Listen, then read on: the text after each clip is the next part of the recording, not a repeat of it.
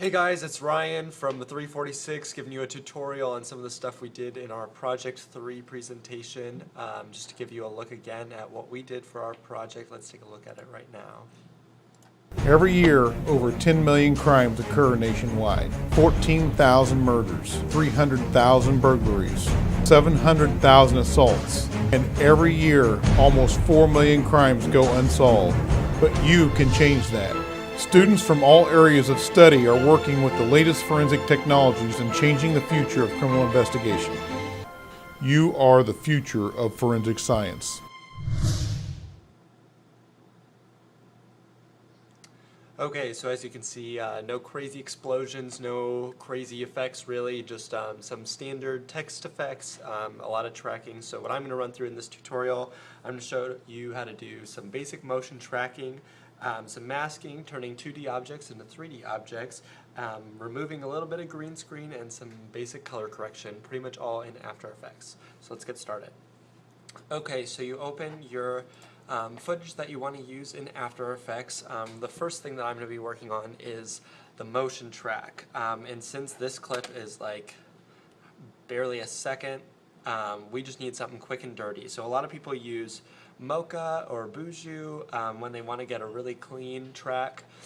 We just need something simple, and so the tracker in After Effects is going to do exactly what we want it to do and what we need it to do.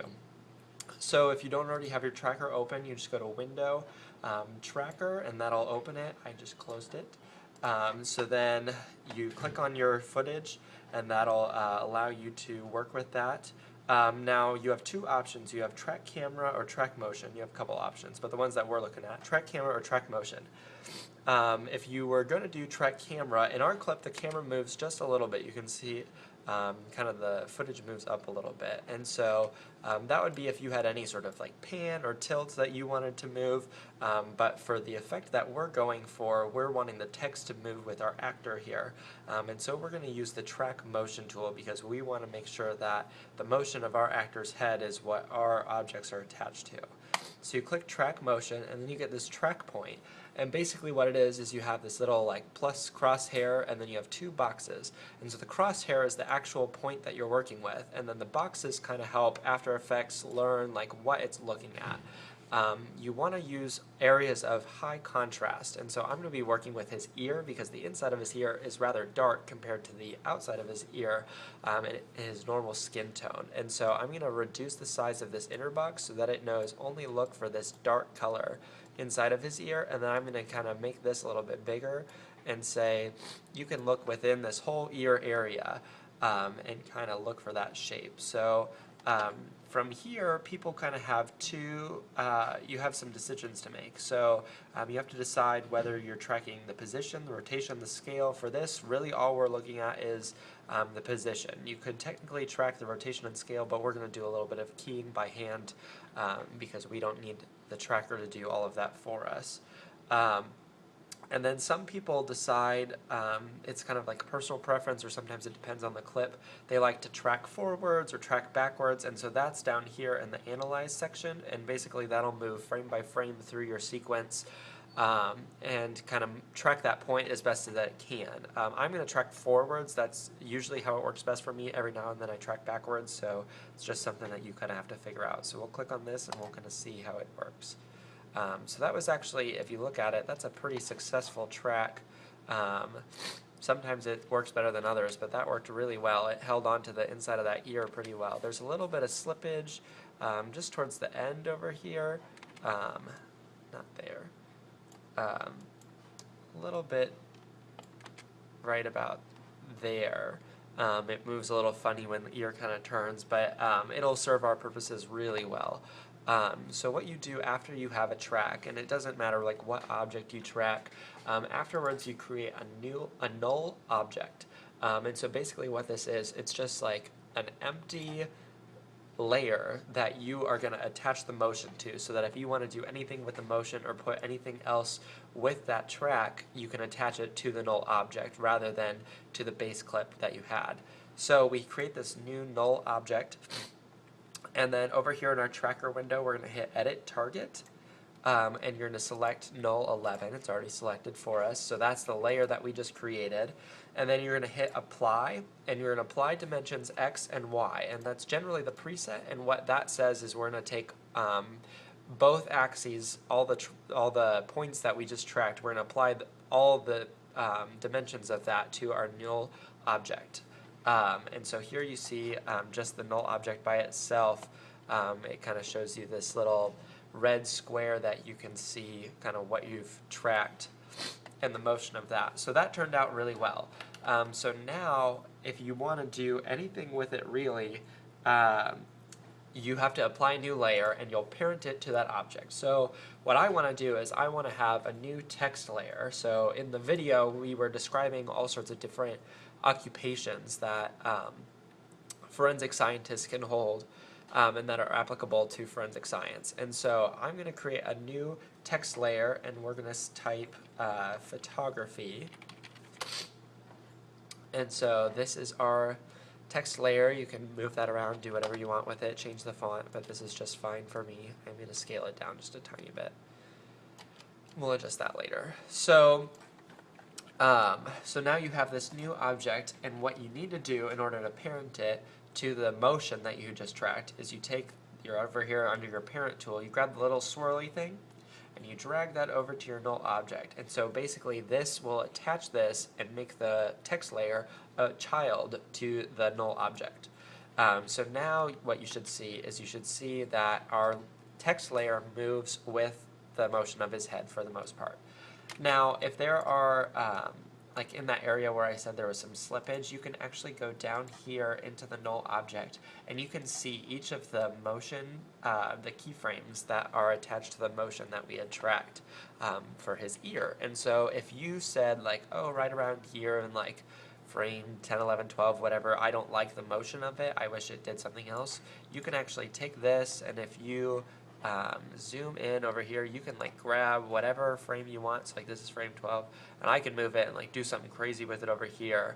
I'm pretty happy with it, so I'm pretty much just going to leave it how it is, but that option is available. Or if you have like a track that didn't work out so well and you don't think that you'll get a better run of it by tracking another point, you can go in manually and adjust the points in your track on your null object. So that is essentially how you track an object with basic motion tracking inside of After Effects. And now what I want to do, I'm not going to do anything with that text object just yet. I am going to mask out an object. So let's go back to the footage. Here you can see that the car is in front of our text object here. Or our text object, I'm sorry, is in front of the car, and I want it to be the other way around. Like I said, I want the car to be in front of the text object so that it looks a little bit more realistic. So I'm going to copy and paste this base layer of footage that we have here, and I'm going to move this on up to the top. So now we're only working with the footage, and what I'm essentially going to do is I'm going to cut out the shape of the car and put that on top of everything else. So you saw me, I grabbed the pen tool, which is similar if any of you have used Photoshop or Illustrator or pretty much any of the other Adobe products. You have this pen tool, and that is how you create a mask. And masks are used to show or hide different parts of the footage for what you want. So in this case, we want to show the car and hide everything else from this footage so that we can reveal what we have underneath. So what you do is you just basically start clicking away, and you'll create points that'll create the overall shape of this car.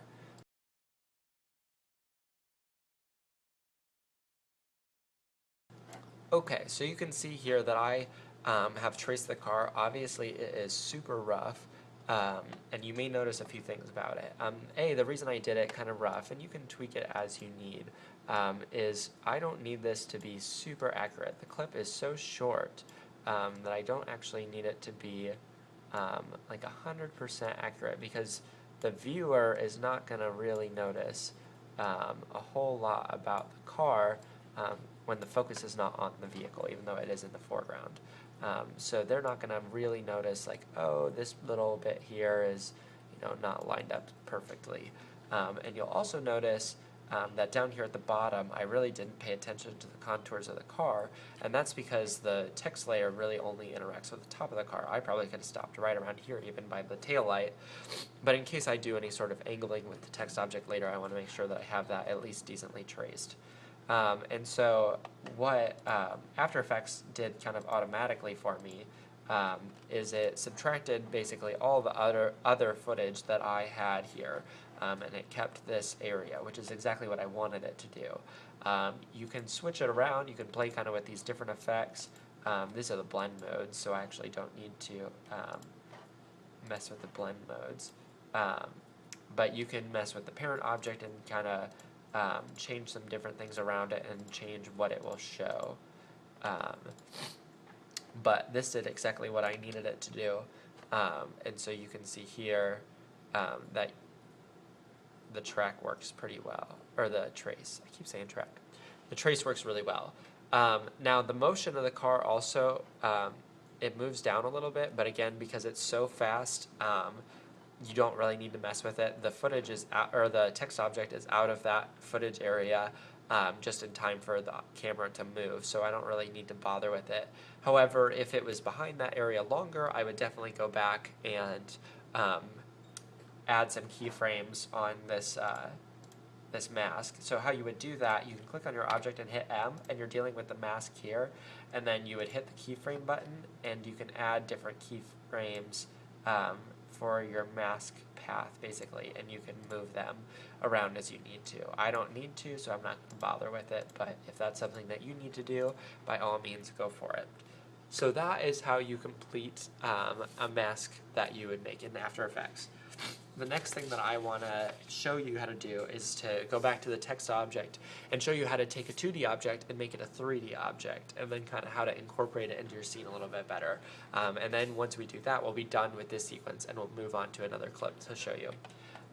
So you're going to go back to your text object here, and I'm going to toggle and switch modes, so I'm in this view here. And right now this is a 2D object, so if I open my transform tools, I really only have scale, rotation, and position on the X and Y axis, so kind of what you would imagine for a 2D object. Now a 3D object, or a 3D plane, adds the Z axis, and so that is what we are going to do basically by clicking this little cube. That makes it a 3D object. So now we have all these different options that allow us to interact with the 3D plane. Now, what I'm going to do, basically, so I want this object to end up, oh, hello. We're going to end this clip here, not there, here. And I want this to look like this. I want it to be pretty much straight on, so that it's easy to read, maybe a little tilted a little bit, but this is where I want the final position to be. So I'm going to hit my keyframes here for all of these and for scale and position. So all my XYZ rotation, scale, and position I now have keyframes for. So that is my final position. Now I'm going to have a starting position over here, and I really want the text object to kind of follow the motion of his head. So right around here, you see he's done turning his head. His head starts exactly profile here, and then it rotates right about to there is when it stops rotating. So I'm going to put some keyframes there. Boom, boom, boom, boom, boom. All my keyframes are hit there. And then from there, it pretty much just moves with the track that we had done earlier. There's a little bit of rotation of his head, but not too much. And then from here, where it starts, obviously, is totally different. So I'm going to hit all of these positions here. So over here is where it's going to be the most drastic of the change. So I am going to, this is kind of a trial and error process, I guess. So your Z rotation moves around this axis, as you can see. Your Y rotation moves it this way and this way, and your X rotation moves it forward and backwards. Now what I found is that it's harder to see sort of your X and Z, or your Y and Z rotations, your X and Z rotations if you've already rotated Y. So I'm going to rotate X first, is kind of how I would imagine it. and then rotate Y and kind of guess around with Z. So with X, I'm going to rotate it forward a decent amount, because you see his face is kind of leaning forward, and so I want to mimic that with this. And then with the Y rotation, I'm going to turn this way, and then the Z rotation helps complement it to move it more in this direction. So it looks like it's pretty much parallel over his head. Now, like I said, the X kind of gets a little messy here. So this is where, I mean, it is really trial and error.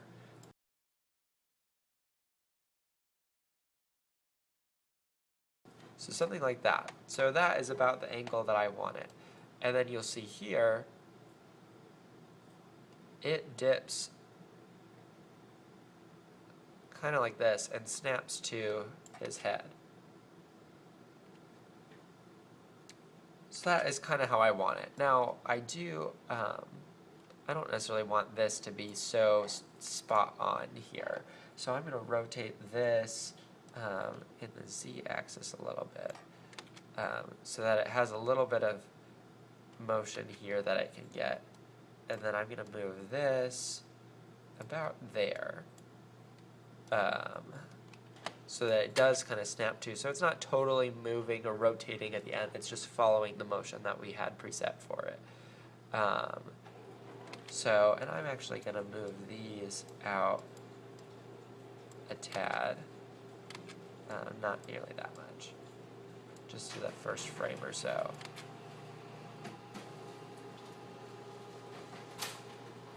So you get whatever look you want it to accomplish, and then from there, like right now, you can totally tell that it's this 2D object. It's all the same color. There's no shadows or anything like that with it. So the next thing to do is to be able to add some lights to your scene that will affect your object. And so you go to Material Options, and Accept Shadows and Accept Lights are both on, which is exactly what we want.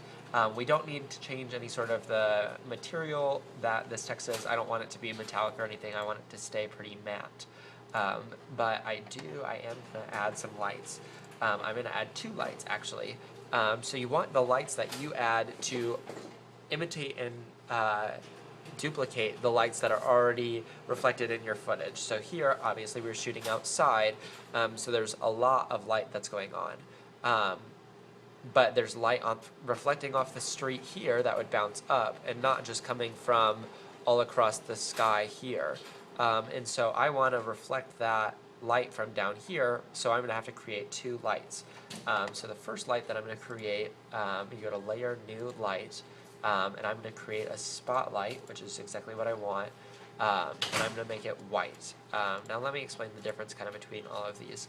So a parallel light, basically what that is like a big wall of light. If you can imagine just like a big parallel object to any axis, wherever you move it, light is coming always from that direction. A spotlight is just like it sounds. It's kind of the cone of light that you would imagine from like a stage or anything like that, casting into your scene. A point light is a little bit more specific. It's kind of like a spotlight, but has some different qualities to it. And then an ambient light kind of is just a general illumination of the scene from a certain direction. It's kind of like a parallel light, but not nearly as effective.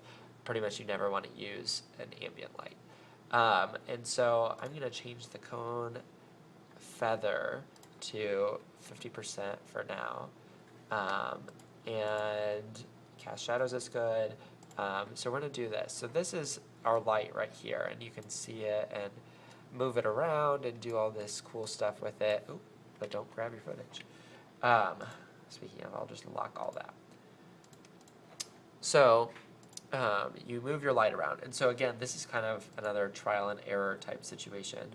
But I'm going to go to Transform, and basically I'm going to adjust these to get it kind of to where I am wanting it. I'm going to move this down a little bit. That looks good. And then this I'm going to take totally out here. Boom, boom, boom. Even more. Oh, not that much. That's fine. And then the position, we're totally going to change this. Okay, so this is going to drop way, way, way down. I'm just going to type it. 765.2. So I want it like way over here, and then this. Just drop it down a little bit. Then this, totally going to change this.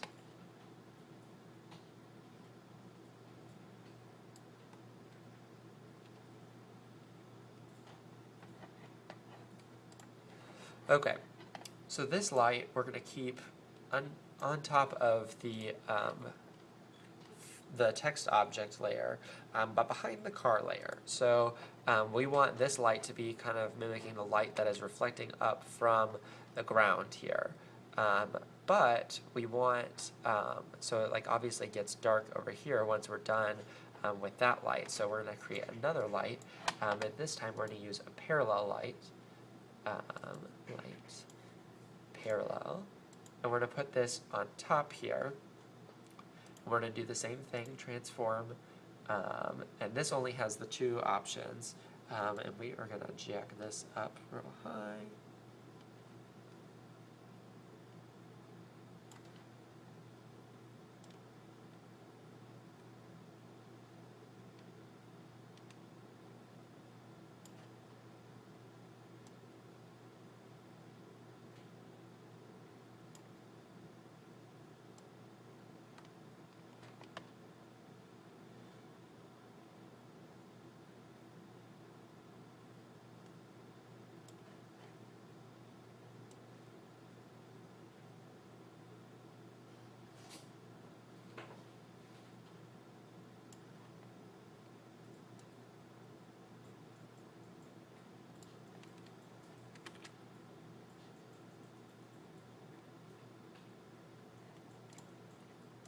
Okay, so I have both of those lights in position, and you can see it settles here. I didn't want it to be like a blinding white light at the end, so I let it kind of hit this gray here.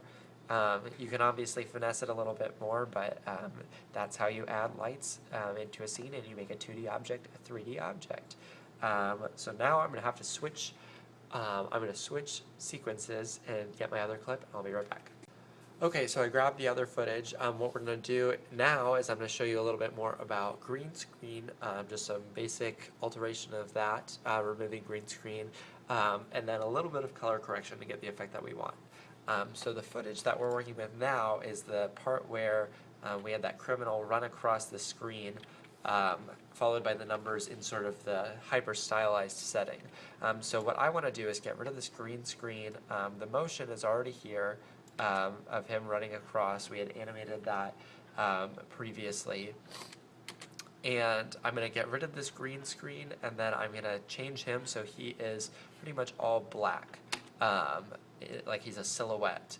And so and the background was originally black, but I put this solid white behind it so I could kind of see what I was working with. So how you do any sort of keying, which is when you remove color, is over here in the effects keying thing. I'm just going to use a color key.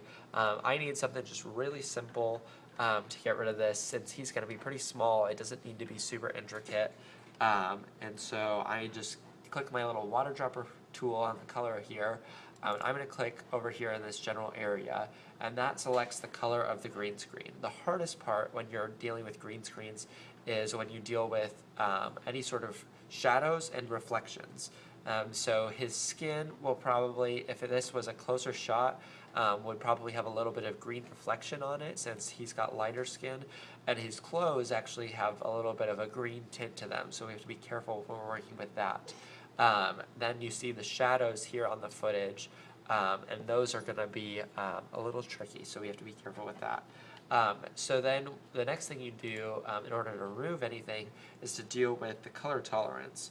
And so this is basically how much allowance of that color you will work with. And so the higher the number is, obviously the more color you remove. But if you remove too much, then you start to run into this issue where it starts to pull apart your scene, and then you just end up with this weird striped run-in man. and that is not what I want. So I want somewhere around like 74, 75, something like that. We'll go 76. Something like that. So there's a little bit of some extraneous things going on here, but overall this is kind of the look that we're going for him. And then if you wanted to do anything else with like the edge thinning, this kind of pulls it in tight or gives you a little bit of a border. So I don't really need to do this, or you could feather the edges and that gives you a softer outline, but I might feather it like just a little bit, just so it looks a little blurry, but I don't need to do anything crazy with that. Then the next thing that I'm going to do, so that is just like super rough, how to remove green screen. Obviously there's some things around here, but since I am turning him into a silhouette, I could care less about the remaining green in the color. If this was something way different, or I was putting a background on him and he was staying the way he was, then yeah, I'd be concerned about it and I'd be color correcting all that green out of him and then running probably another green screen, color key, chroma key, all that. But I'm not worried about it because I'm turning him into a black and white silhouette. So anytime you want to do any sort of color correction, you just come to FX color correction and you have all sorts of options. And so what I want to do is I'm basically going to change the hue and saturation, I'm going to adjust the curves a little bit, and then I'm going to change the brightness and the contrast. So the first thing that I'll do is drop the saturation all the way down so that he is purely grayscale. So again, a lot of these effects are just duplicates of what you have in Photoshop or a lot of other image editing programs. And that makes it really nice. A lot of people can adapt really quickly to these types of tools. Curves, if you're not familiar with that, is basically the different levels of like RGB, and if you wanted to make a scene more green, more blue, more yellow, you just kind of adjust the different layers of the curves by grabbing it, and you can kind of pull up or down on the curves, or you can even add multiple switches to it.